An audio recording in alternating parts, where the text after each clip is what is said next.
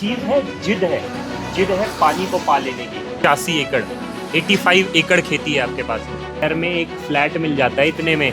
आप हिम्मत देख रहे हो इंसान की। तो जो बार बार बोरवेल के लिए प्रयास करते हैं, जिद पे अड़ जाते हैं, आप उनको क्या सीख रहे हैं? अपनी गलतियों से आप क्या सीखना देना चाहते हैं? बिल्कुल जिद पे नहीं।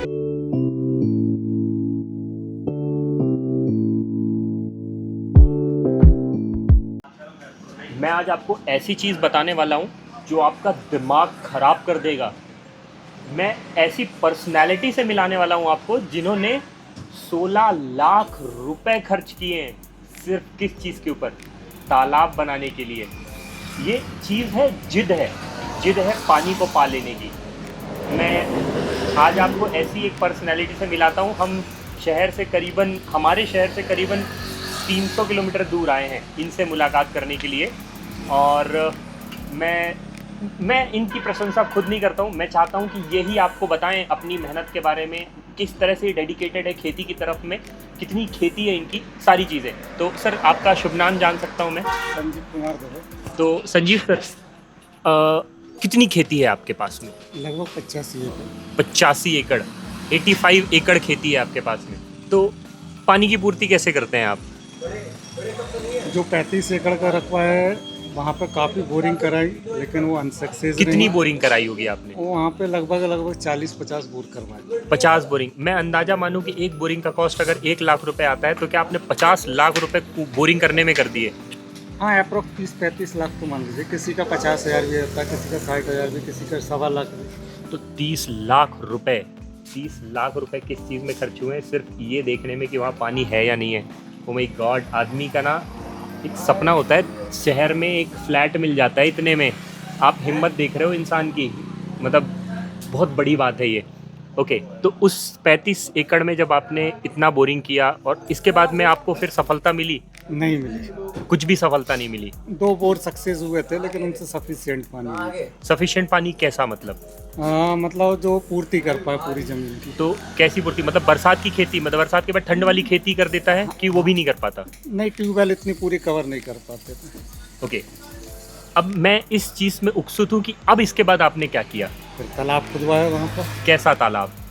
लगभग 1 एकड़ में खुदवाया, जिसकी डेप्थ 50-55-60 फीट के आसपास। कितने एकड़ सर? 1 एकड़ कितनी फीट? 50-55-60। आप सोच सकते हैं, आप सोच सकते हो, इतना ना आदमी कुआं भी नहीं खुदवाता है। 55 फीट गहरा तालाब है वो। अच्छा, मैं मान लो कि मैं कुछ भी नहीं जानता हूँ, तो 55 फीट में अगर हम कुआं भी कर लेते हैं तो बहुत पानी हो जाता है। एक बूंद पानी नहीं आया। क्या बोल रहे हैं आप? एक बूंद पानी नहीं आया। एक बूंद पानी? मर जाता मैं अगर। गीली मिट्टी नहीं आई। मैं मर जाता अगर मैं ऐसा कुछ किया होता। सर, कितने दिन लगे आपको ये तालाब खुदवाने में? लगभग 15 दिन। 15 दिन लगातार। और 1 एकड़ में ये 55-60 फीट गहरा तालाब आपने खुदवाया। तकरीबन कितने पैसे लगे होंगे आपके? 15-16 लाख रुपए लगे। 16 लाख रुपए आपने लगा दिए। आपको संतुष्टि है अभी इस चीज़ की? आप क्या खुश हैं कि मतलब आपने वो जो किया है वो शायद आपके काम आ रहा है? ठीक है।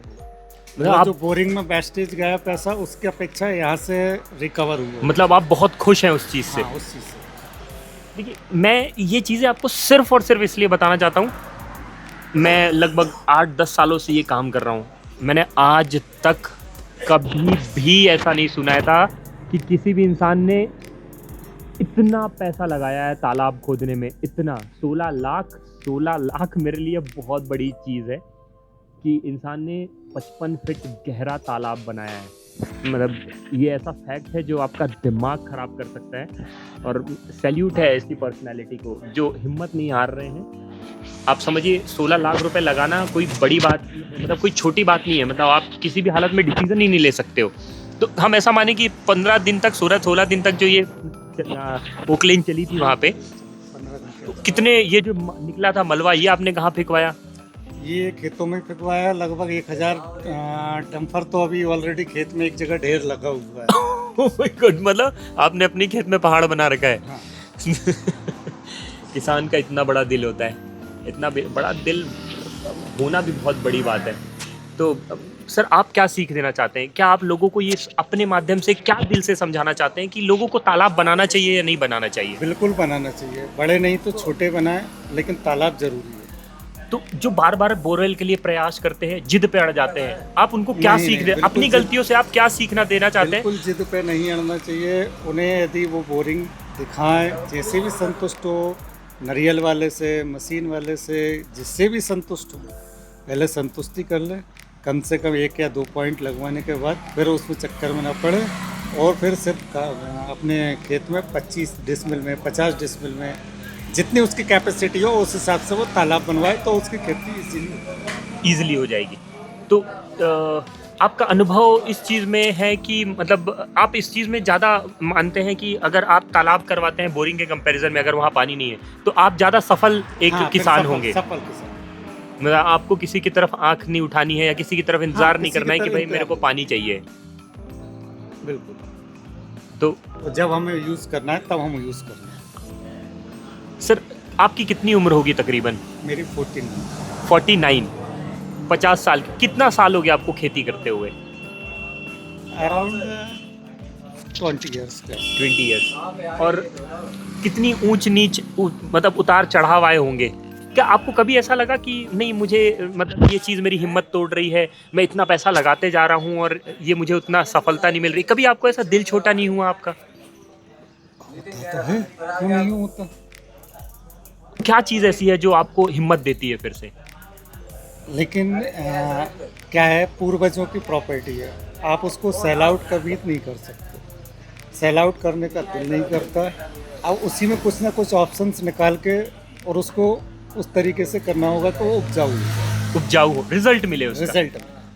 तो सर मेरा आखिरी कुछ 1-2 सवाल होंगे। मैं बहुत उत्सुक हूँ आपसे ये सवाल पूछने के लिए, मेरे लिए भी बहुत नया है ये।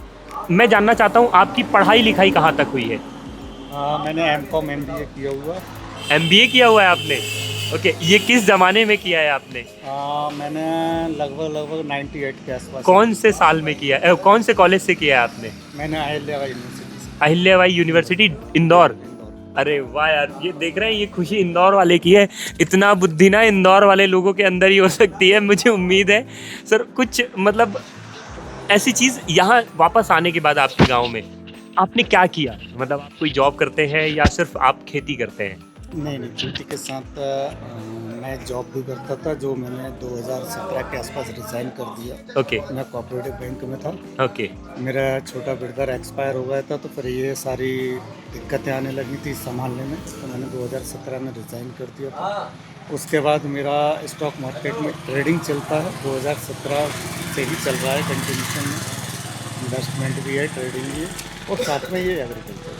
तो आप नए बच्चों को, नए जो किसानी पे उतर रहे हैं, अगर वो पानी को लेकर डिमोटिवेट हो रहे हैं, तो आप उनको क्या हमारे बारे में सलाह देना चाहेंगे या कुछ आप नई सीख उनको देना चाहेंगे? हमारा अनुभव आपके साथ में कैसा रहा है? मतलब आप हमारे साथ में कैसा अनुभव मिला है आपको? नहीं, पूरे दिन में जब आप हमारे साथ में थे तो आपको कैसा एक्सपीरियंस मिला कि हमारा नहीं। काम कैसा हो सकता है? और क्या आप दूसरों को सलाह देंगे हमारे सर्विस के लिए? बिल्कुल। आपका ये है कि यदि पॉइंट है तो आप क्लियर कहेंगे कि पानी है, जी आप बोरिंग कराइए, और नहीं है तो क्लियर मना कर देंगे, वो सबसे बेस्ट है। ओके। तो क्या आपको लगता है कि ये सही चीज़ है? वो सही चीज़ है कि आप व्यक्ति का कम से कम बोरिंग कराने में जो पैसा वेस्टेज जा रहा है, वो पैसा तो नहीं जा रहा, वो बच रहा है। ओके वो भी बच रहा है, और उसके होप में उसने पानी वाली फसल बोली, ओके तो पता चल रहा है कि पानी भी नहीं मिला, तो फसल भी खराब हुई और पानी भी नहीं मिला। ओके, दोनों नुकसान से बच जाते हैं। नुकसान से बचे। कुछ ऐसी चीज़ें हैं जो मुझे हमेशा झुका देती हैं।